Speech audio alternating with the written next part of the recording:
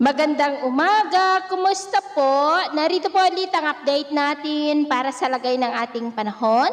Ngayong umaga po ng April 22, 2025. Sa ngayon po, ay patuloy pa rin na easterlies o mainit na hangin na mula sa Pacific Ocean ang umiihip po ngayon dito sa ating bansa. Mayroon pong intertropical convergence zone na nag-extend po ngayon dyan sa may south of Mindanao. At sa ating long-range forecast, consistent pa rin na walang bagyo na namamataan na tatawid po sa ating kalupaan for the next 2 weeks.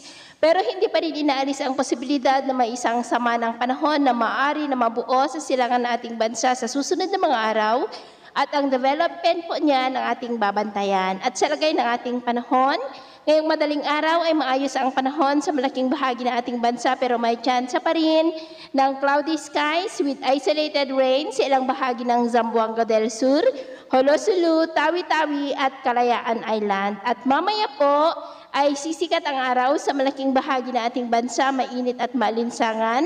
Pero may tsansa pa rin ng cloudy skies with isolated rain sa ilang bahagi ng Holosulu at Tawi-Tawi. At mamayang hapon, mainit na panahon at maalinsangan pa rin ang asahan sa malaking bahagi ng ating bansa.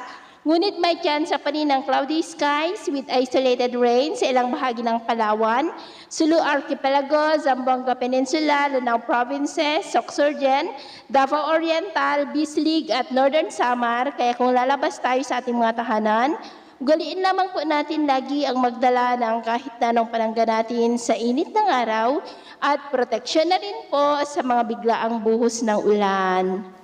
At sa atin naman pong mga baybayin, wala naman po tayong nakataas na namang gale warning signals, pero iba yung pag-ingat lamang po kung papalaot tayo para po mas makaiwas sa mga sakunang pangkaragatan. So ito po ang latest update natin sa araw na ito. At ako po muli si James na nagsasabing sa kahit na pagsubok po na darating sa ating buhay, huwag na huwag po tayong mawawalan ng pag-asa. Thank you and God bless!